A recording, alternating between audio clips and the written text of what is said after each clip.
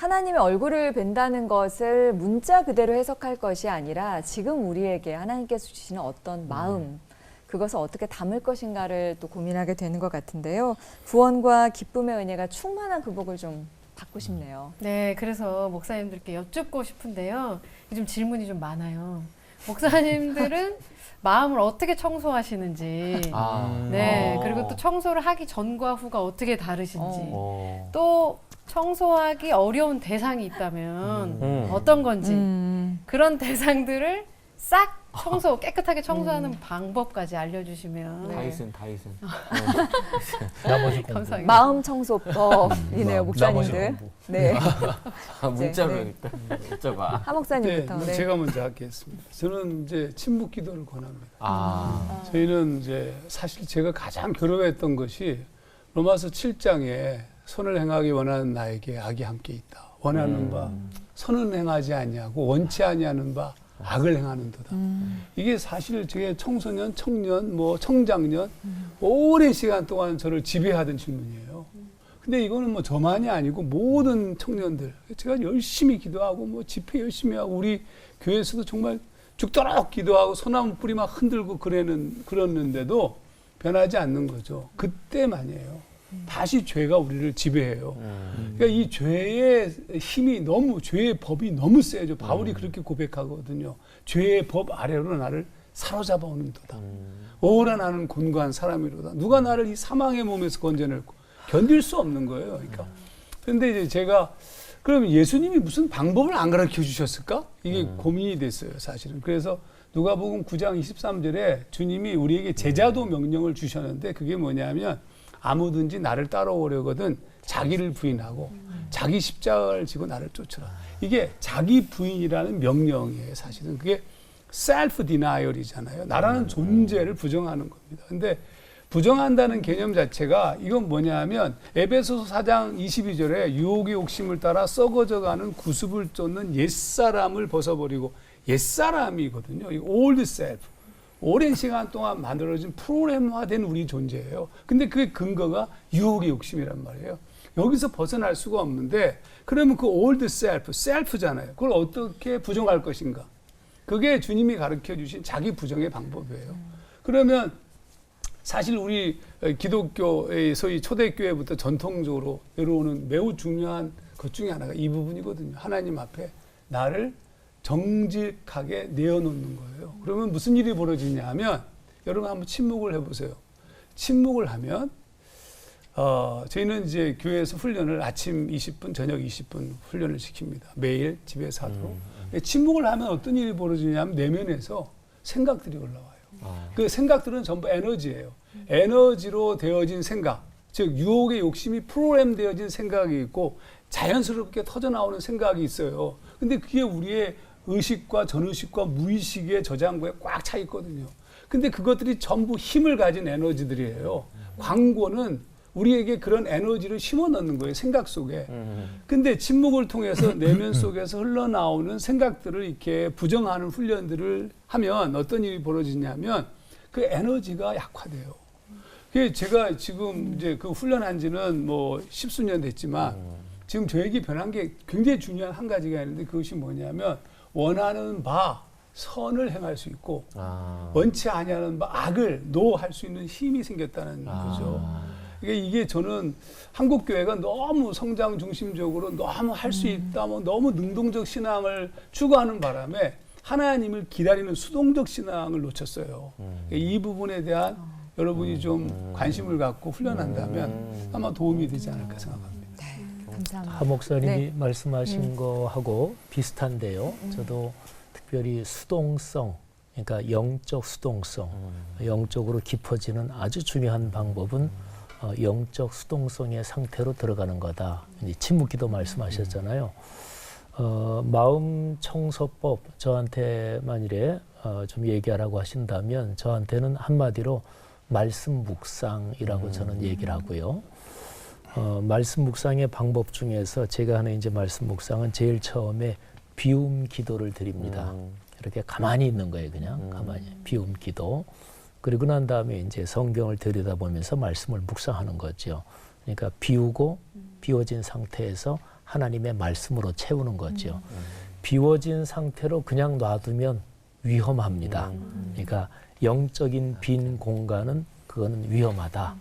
그래서 성경에도 보면 어떤 사람 속에 귀신이 살았는데 귀신이 어디 좋은 데 살 데 없나 하고 밖에 나갔다가 한참 돌아다녀 보니까 살 데가 없어. 그래서 전에 살던 사람 마음에 와 보니까 깨끗하게 청소돼 있고 비어 있어요.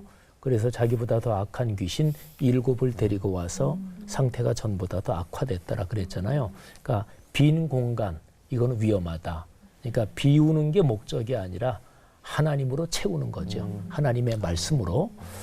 근데 이제 그래서 이거를 쉽게 한번 표현해 보면 여기를 깜깜하다고 생각하면 말하자면 마음 청소한다, 그거는 죄, 악을 몰아내는 건데 그걸 캄캄하다 이렇게 한번 색깔로 비유해 본다면 캄캄함을 몰아내려면 투 스텝, 2단계가 필요할까요? 처음에는 캄캄한 거를 바가지든 뭘로 다 퍼내고 그 다음에 밝은 빛을 들이와야 될까요? 그렇지 않죠. 그냥 원 스텝이면 됩니다. 빛을 비추면 그냥 어둠은 물러가지요. 아멘. 근데 이거는 우리 기독교 역사에서 굉장히 중요한 얘기인데 어거스틴을 비롯해서 우리 기독교 신앙의 선배는 악을 적극적인 존재로 보지 않았어요. 악은 선의 결핍이다. 그러니까 왜 악이 있느냐? 선이 없어서 그런 거라는 거죠. 왜 미워하느냐? 지금 뭐 하나 사랑할 게 없어서 그런 거예요. 왜 무료해? 지금 내가 진짜로 재미를 가지고 집중할 게 없으니까 무료한 거죠. 그러니까 부정적인 것들, 뭐 미움이라든지 악이란 모든 종류의 부정적인 것들은 그 자체가 적극적인 존재가 아니고 선의 결핍 때문에 그렇다. 그러니까 마음 청소하는 제일 중요한 거는 그냥 예수님 마음에 모시면 그러면 모든 게 그냥 자동적으로 싹 청소가 될 거 아니겠어요? 하여튼 저로서는 그냥 말씀 묵상, 비움 기도, 그리고 말씀으로 채우는 거 그랬습니다. 네. 제가 종합을 해야 되겠네요. 네. 요한복음 13장에 보면 예수님께서 아버지께로 가실 때가 이런 줄 아시고 세상에 있는 자기 사람들을 사랑하시되 끝까지 사랑하시니라. 그리고 세족식을 하시죠. 그 세족식 장면 속에 지금 오늘의 주제, 2가지 주제가 나오죠. 첫째는 문과안이 바로 발 씻기는 거죠. 근데 베드로가 절대로 못 씻습니다. 그런데 예수님께서 뭐라고 그러시는 거 아니? 목욕한 사람은 그럴 필요 없다. 그리고 세족식 발을 씻기시고요. 목욕하는 비유, 발을 씻기는 비유. 이게 사실은 영성 훈련에 있어서 굉장히 중요한 2스텝을 얘기를 하고 있어요. 지금 한 목사님하고 또 지 목사님 말씀하시는 게 바로 발 씻는 거죠. 침묵 기도라고도 하고요. 또 묵상, 말씀 묵상이라고도 하고요. 또는 전통적으로 렉시오 디비나 말씀을 수동적으로 그야말로 읽으면서 그 말씀 속에서 오늘 내게 주시는 주님의 말씀을 듣기 위하여 통성으로 소리 지르는 게 아니고 이제는 듣는 기도를 하는 거죠. 근데 그게 아주 간단해요. 이렇게 생각하는 거죠. 하루 온종일 우리가 아무리 깨끗한 마음 가지고 살았어도 뭐 누구한테 억울한 소리 들었다면 여기 감정의 찌꺼기가 여기 있을 거예요. 그리고 누구한테 미운 생각을 가지고 있다면 분노가 숨어 있기도 하고요. 그래서 그날 저녁, 매일 저녁에 단 10분이든 20분이라도 주님 앞에 마음을 열어놓고 하루 온종일을 돌아보는 거예요. 근데 거꾸로 하는 게 제일 좋아요. 왜냐하면 저녁 시간은 다 기억이 나잖아요. 아침 시간은 잘 기억 안 나지만. 그러나 시간을 거슬러 올라가면서 스텝으로 2시간씩이든지 아니면 뭐 이렇게 해가지고 가면서 머리로 생각하기보다는 마음의 느낌을 찾아가는 거예요. 그러니까 예를 든다면 굉장히 그 묵상 기도 딱 들어가는데 굉장히 마음이 불편해요. 화가 난다든지. 그럴 때에 내가 왜 불편한지에 대하여 영으로 주님이 와 계시잖아요. 내 곁에 언제나. 주님과 묻는 거예요. 왜 내가 오늘 행복하지 않을까요? 그리고 거꾸로 고난을 돌이켜 보다가 보면 누구하고 대화 속에서 한마디 들은 게 여기에 얹혔다든지 아니면 내가 주님이 원치 않은 행위를 했다든지 그럴 때에 분명히 성령께서는 우리 속에 뭔가를 주시기 때문에 불안해서 잠을 못 자는 거예요. 그런데 요거를 매일매일 하면 너무 쉬워요. 왜냐하면 오늘 하루 행동한 거니까요. 근데 조금씩만 그거를 치우면 되겠네요. 넘어가면 일주일 지나면 잊어먹어요. 한 달 지나가면 다 잊어먹어요. 근데 진짜 끝까지 잊어먹느냐? 그건 아니에요. 무의식 속에 그 분노와 억울함이 내 속에 들어가 있거든요. 그러니까 나는 원인도 모르게 그 사람을 미워하는 거예요. 왜 미워하는지 이유를 몰라. 한 달 지나가 버리면. 그렇기 때문에 매일매일 주님 앞에서 자기의 감정과 영성을 청소를 매일매일 하면 마음이 가벼워지는 거죠. 네. 예. 그러나 그렇게 매일매일 해도 해결이 안 되는 문제들이 있습니다. 영적 깊은 문제에. 그래서 그런 것을 위해서 하다못해 한 달에 한 번 1박 2일 그러면 좋고요. 그게 쉽지 않거든요.